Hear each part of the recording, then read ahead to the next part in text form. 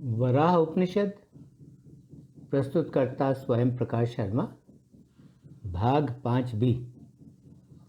वराह उपनिषद के इस भाग 5b में चौथा अध्याय संपन्न हो जाता है, जिसमें ऋभु निगद को जीवन मुक्ति की विशेषताओं के बारे अपनी बात पूरी करते हैं। उपनिषद जीवन मुक्ति की विशेषताओं के बारे अपनी बात को समाप्ति की ओर ले जाते हुए ऋभु निगद से कहते हैं, निगद, क्योंकि जागृत अवस्था में व्यक्ति जो ब्रह्मांड देखता है, उस ब्रह्मांड को वह सच में अस्तित्व रखते हुए मानता है। इसलिए कहा जाता है कि पहले की जो 3 अवस्थाएं होती हैं, जो हैं शुभ इच्छा, विचारना और तनुमानसी, ये तीनों अवस्थाएं व्यक्ति भेदों और गैर भेदों के बीच में ही प्राप्त करता है। जब व्यक्ति का मन उस एक ब्रह्म पर ही दृढ़ता से टिक जाता है और जब वह द्वैत के सभी विचारों को भी नकार देता है,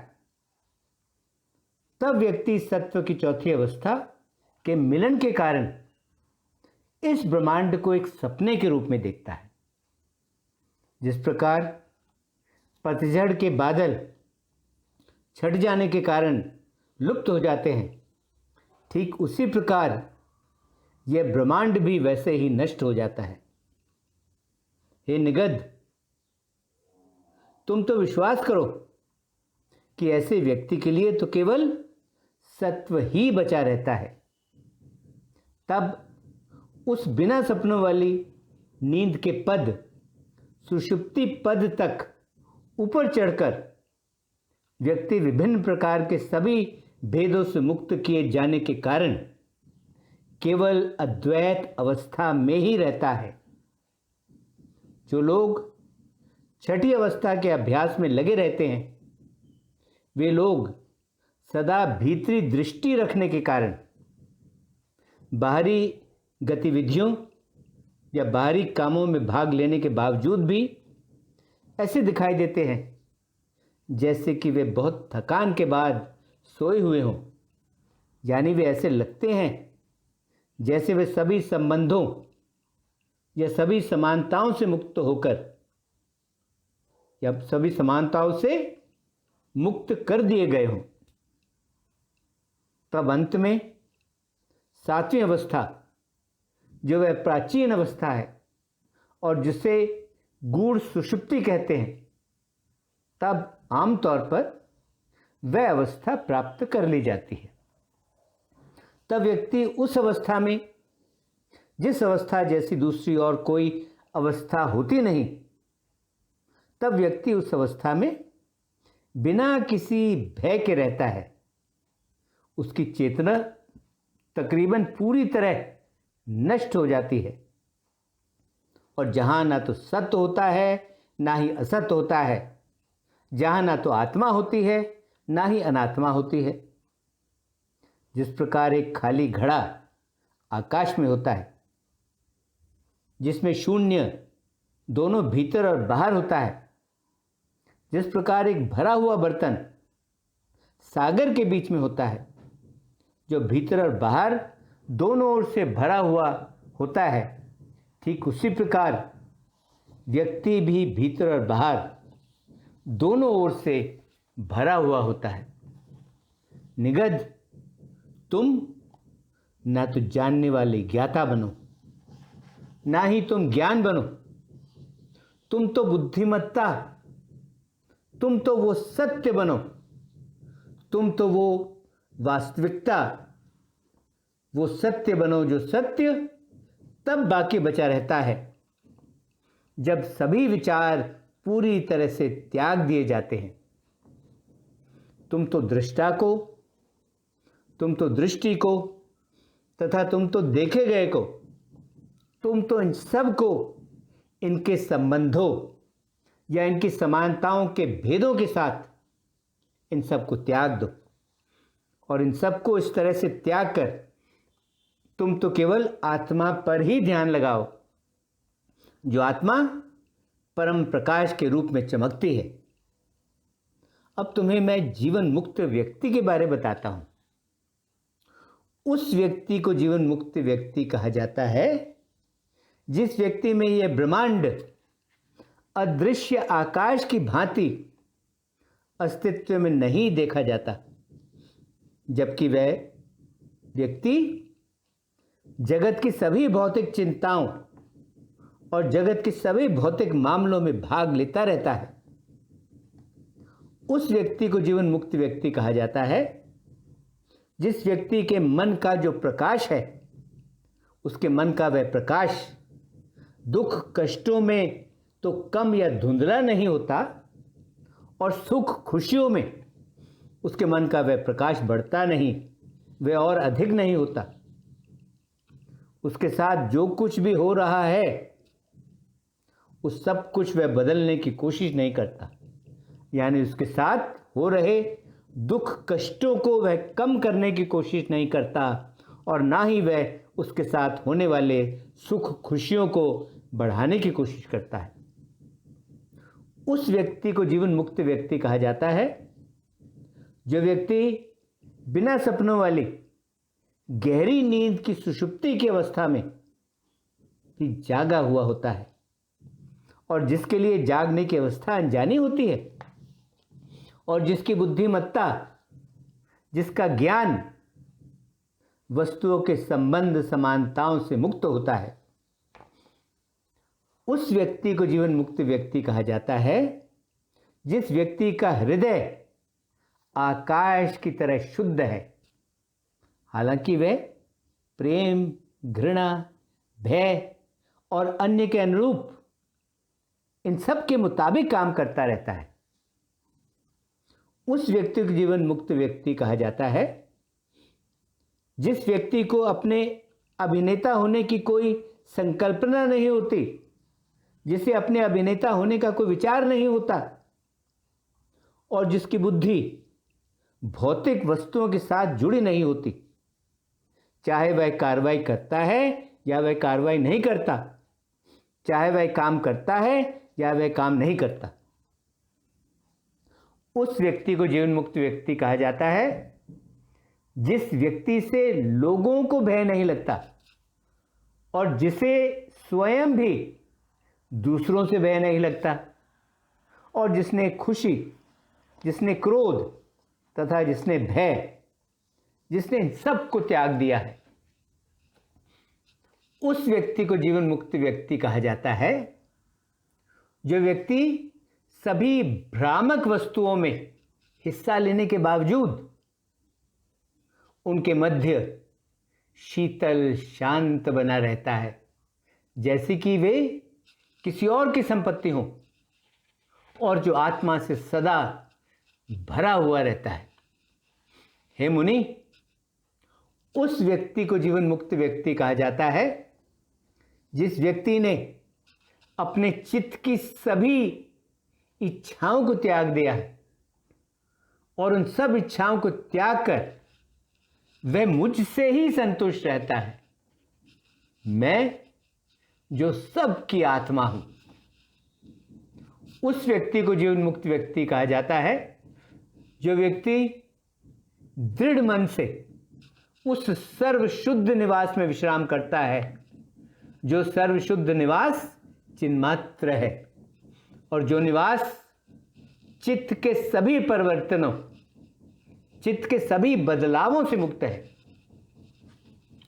उस व्यक्ति को जीवन मुक्त व्यक्ति कहा जाता है जिस व्यक्ति के चित्त में ब्रह्मांड के जो मैं, वो, तुम तथा अन्य दूसरे जैसे जो भी भेद दिखते तो हैं, लेकिन जो भेद सत्य नहीं होते, इस प्रकार के सभी भेद उसके चित्त में तो कभी भी उदय होते ही नहीं। गुरु तथा शास्त्रों द्वारा बताए गए मार्ग से तुम तो उस सत्य में, तुम तो उस ब्रह्म में शीघ्र प्रवेश कर जाओ। जो ब्रह्म अपरिवर्तनीय है, जो ब्रह्म महान है, जो ब्रह्म पूर्ण है और जो ब्रह्म बिना वस्तुओं के है, और उस ब्रह्म में शीघ्र प्रवेश करके तुम तो वहां दृढ़ता से बैठे रहो। शिव अकेला ही गुरु है, शिव अकेला ही सभी वेद है, शिव अकेला ही भगवान है, शिव अकेला ही मैं हूं, शिव अकेला ही सर्वस्व है, सब कुछ है। शिव के अलावा और कुछ, शिव के अलावा और कोई है ही नहीं। ब्रह्म को जानने वाले जो निडर ब्राह्मण हैं, वे निडर ब्राह्मण शिव को जानकर बुद्धिमत्ता या ज्ञान प्राप्त करें। व्यक्ति को बहुत सारे शब्दों का उच्चारण करने की आवश्यकता नहीं होनी चाहिए, क्योंकि बहुत सारे शब्दों का उच्चारण तो वाणी के अंग को क्षति ही पहुंचाएंगे। ऋषि शुक एक मोक्ष प्राप्त व्यक्ति हैं। ऋषि वामदेव एक मोक्ष प्राप्त व्यक्ति हैं। ऐसा और कोई दूसरा ऋषि नहीं हुआ जिसने इन दोनों ऋषियों के मार्गों के अलावा और किसी मार्ग से मुक्ति या मोक्ष प्राप्त किया हो। जो साहसी व्यक्ति इस जगत में शुक ऋषि के मार्ग पर चलते हैं,